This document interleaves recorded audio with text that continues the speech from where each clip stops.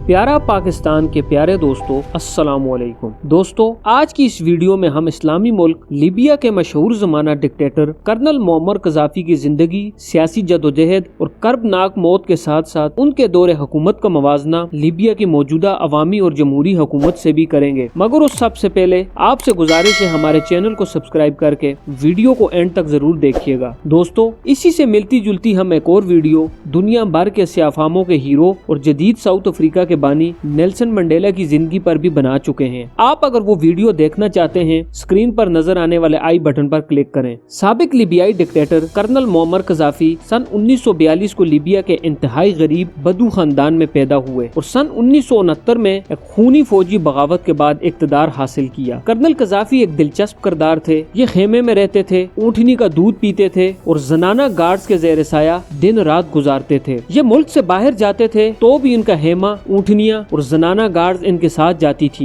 ये 23 सितंबर सन 2009 में अक़वाम मुत्तहिदा की जनरल असेंबली से खिताब के लिए न्यूयॉर्क गए तो इनका खेमा भी उनके साथ गया और उन्होंने अमेरिकी हुकूमत को मजबूर करके न्यूयॉर्क शहर में खुली जगह पर खेमा लगवाया और ये उस खेमे में रहे। फ्रांस के सरकारी दौरे के दौरान भी ये खेमा साथ लेकर गए और फ्रांस के सदारती महल के सामने न सिर्फ ये खेमा लगवाया बल्कि वो इसमें रहाइश पजीर भी रहे और उस खेमे के सामने उनकी ऊँटनियाँ भी बंधी रही। ये अपने रंग बिरंगे लिबास की वजह से भी पूरी दुनिया में मशहूर थे। ये तेज और शौक रंगों के फराक नमा कुर्ते पहनते थे और उन कुर्तों की वजह से आलमी मीडिया में भी खसूसी जगह पाते थे। ये अपने ख्यालात को भी आफाकी समझते थे। उनका कहना था अल्लाह ताला उनकी खसूसी रहनुमाई करते हैं। अल्लाह उन्हें बताता है कि लीबिया के लोगों को जिंदगी कैसी गुजारनी चाहिए। ये अल्लाह ताला के इस पैगाम को लिख लेते थे और बाद अज़ां उन्होंने उस खसूसी रहनुमाई पर एक किताब भी तहरीर की जिसे ग्रीन बुक कहा जाता था और ये किताब लीबिया की माशरती, सियासी और इनफरादी जिंदगी का हिस्सा थी। लेकिन इन तमाम तर करतूतों के बावजूद भी कर्नल कज़ाफ़ी लीबिया के लोगों के लिए आइडियल हुक्मरान थे और लोग सन 2011 यानी उनकी मौत तक उनका एहतराम भी करते थे और उनसे बेपनाह मोहब्बत भी। इसकी वजह वो सहूलतें थी जो कि कज़ाफ़ी ने अपने लोगों को दे रखी थी। कर्नल कज़ाफ़ी के दौरे हुकूमत में लीबिया दुनिया का वाहिद मुल्क था जिसमें शहरियों को बिल्कुल मुफ्त बिजली फराम की जाती थी। लीबियाई हुकूमत आम शहरियों को बिला सूद कर्जे देती थी। कोई भी शहरी किसी भी बैंक में कर्जे की दरख्वास्त दे सकता था,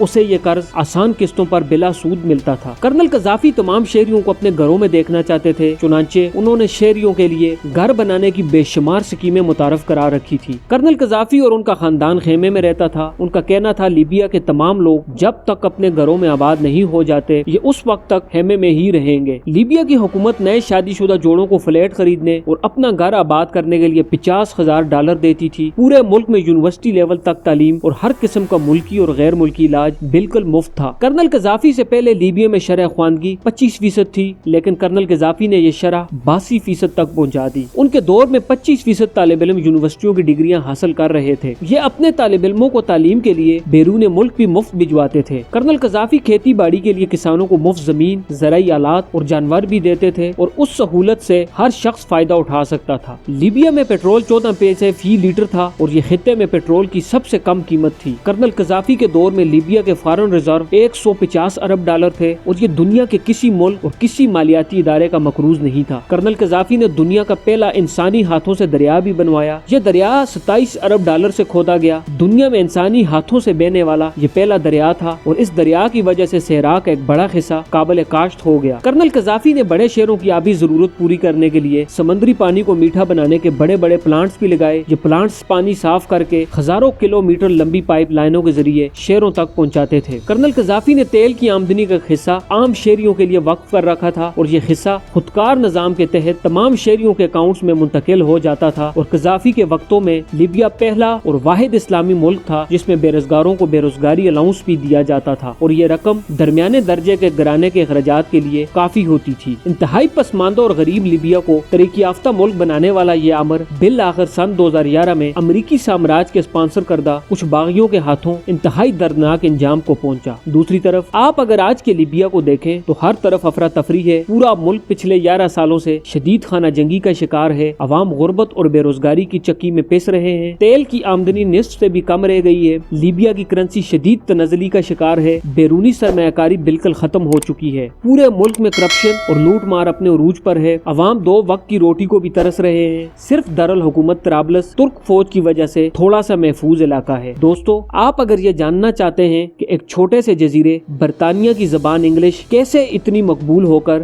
بین الاقوامی زبان بن گئی ہے تو اسکرین کے رائٹ سائڈ پر نظر آنے والی ویڈیو پر کلک کریں۔ اسی طرح کی ایک اور ویڈیو کے ساتھ بہت جلد آپ سے دوبارہ ملاقات ہوگی، تب تک کے لیے اپنا خیال رکھیے گا۔ اللہ حافظ۔